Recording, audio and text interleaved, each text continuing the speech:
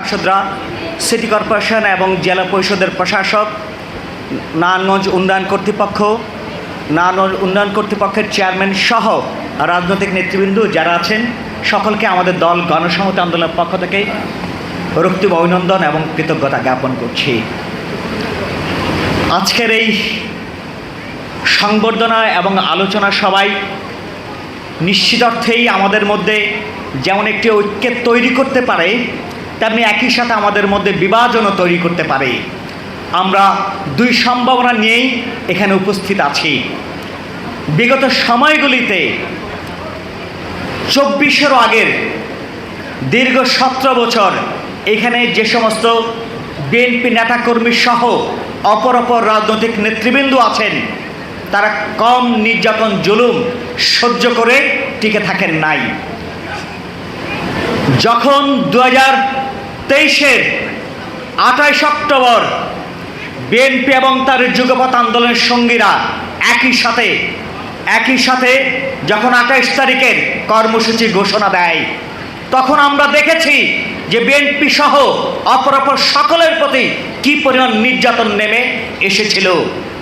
সকলেই বলেছেন যে বিএনপি নেতারা কেউ ঘরে থাকতে পারেনি, তারা তাদের পরিবার থেকে বিচ্ছিন্ন ছিল, নানান জায়গাতে ঘুমাতে হয়েছে, কিংবা এইখানকার ওসমান পরিবার আওয়ামী লীগ তাদের কথায়, তাদের চাল চলনে হুমকি দামকিতে শহরে চলাফেরা করতেও তাদের খুবই আতঙ্কিত ছিল। আমরা নিজেরা যখন গণসংহতি আন্দোলন এবং আমাদের জোট গণতন্ত্র মঞ্চ এবং বিএনপির সাথে আমরা যখন যুগপৎ আন্দোলন করি, তখন না যে এমন কোনো পলিটিক্যাল পার্টি নাই যারা ওসমান পরিবারের হামলা, মামলা, হুমকি দামকি, অত্যাচারের শিকার হননি। ফলে আজকে যে আমরা 2024 সালের 5 আগস্টের বিজয় কিংবা যে উদযাপন করছি, সেটা কিন্তু দীর্ঘ হামলা, মামলা কিংবা নিপীড়নের পরে আমরা পেয়েছি।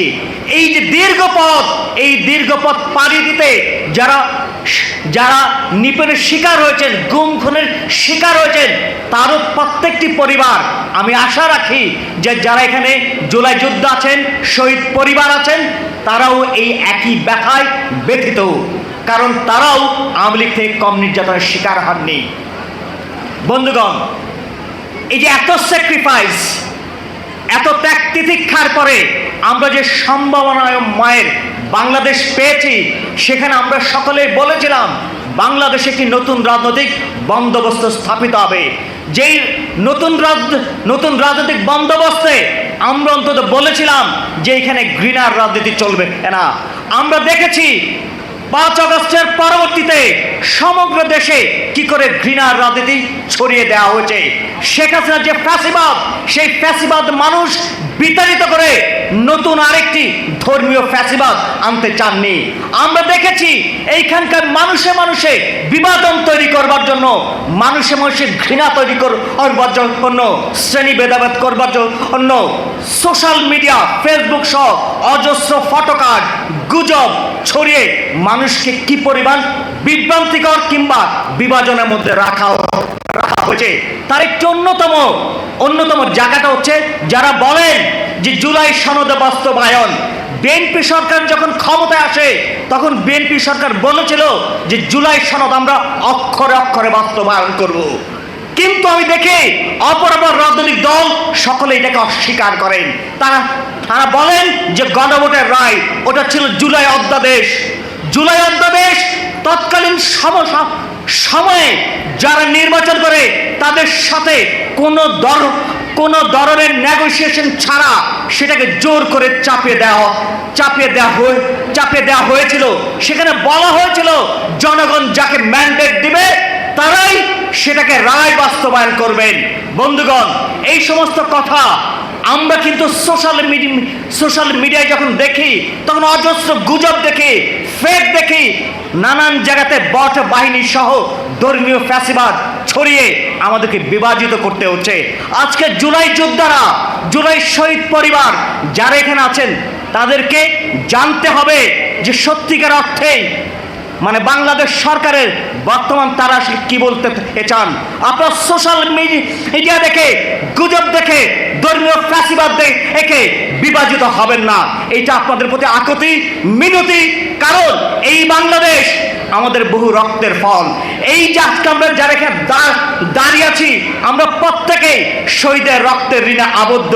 সুতরাং এই বাংলাদেশের যে অর্জন, সেই অর্জন আমাদেরকে সমুন্নত করতে হবে। বন্ধুগণ, যারা আজকে এখানে শহীদ পরিবার আছেন, এটা নির্দ্বিধায় আমরা বলতে পারি যে প্রশাসন সহ পলিটিক্যাল পার্টিগুলো, আমাদের সাংসদরা কিংবা যারা যারা সরকারি প্রতিষ্ঠান আছেন, সকলেই আপনাদের প্রতি অত্যন্ত আন্তরিক এবং দায়বদ্ধ। এইটা নিয়ে কোথাও কারো কোনো কার্পণ্য নেই। আমি সিটি কর্পোরেশনে যাই কিংবা যে কোনো প্রতিষ্ঠানে যাই, আমি দেখেছি সেইখানকার কর্তৃপক্ষ জুলাইয়ে যারা আহত আছেন, শহীদ আছেন, তাদেরকে যথাযথ মর্যাদা সহ তাদের পরিবার থেকে কাউকে চাকরি দেওয়ারও ব্যবস্থা করে দিচ্ছেন। ফলে বর্তমান সরকার জুলাইয়ের শহীদ এবং জুলাই যোদ্ধা তাদের প্রতি আন্তরিক এবং তাদের প্রতি তারা কৃতজ্ঞতা জ্ঞাপন করতে কোথাও কার্পণ্য করছেন না। বন্ধুগণ, মুদ্রার অন্য পিঠও আছে। মুদ্রার অন্য পিঠটা হচ্ছে 5 আগস্টের পরবর্তীতে আমরা যখন একটি বাংলাদেশের কথা ভাবি, তখন নিজের সত্যিকার অর্থে আমি ভেবেছিলাম 5 তারিখে রাত্রেবেলা ঢাকা থেকে আসতে আসতে হেঁটে হেঁটে আসতে আসতে আমিও ভেবেছিলাম নতুন একটি বাংলাদেশ দেখব, যেখানে অন্তত চাঁদাবাজি, সন্ত্রাসী, টেন্ডারবাজি, জোর জবরদস্তি এই সমস্ত কোনো কিছু থাকবে না। কিন্তু সমস্ত অর্জন আমরা একেবারে পেয়ে যাব সেইটা আমরা বলি না। 1971 সালে যেমন আমাদের আকাঙ্ক্ষা ছিল সাম্য, মানবিক মর্যাদা এবং সামাজিক ন্যায় বিচার, সেই 71-এর পর থেকে 26 পর্যন্ত আসতে 55 বছর লেগেছে। এই 55 বছরে আমরা আমাদের পরিপূর্ণ আকাঙ্ক্ষায় পৌঁছাতে পারিনি। কিন্তু নির্দ্বিধায় আমি এইটুকু আপনাদেরকে বলতে চাই যে জুলাই জাতীয় সনদ বাংলাদেশের অনেক বড় অর্জন। যদি আমরা এইটুকু অর্জন অর্জিত করতে পারি, তাহলেও বাংলাদেশ রাতারাতি না বদলাক। বাংলাদেশের ক্ষমতার কাঠামো, বাংলাদেশের যে পরিবর্তন, সেটার পরিবর্তনে আমরা অনেক দূর অগ্রসর হব এবং সেই অগ্রসরতায় আমরা সকলে অংশীদার।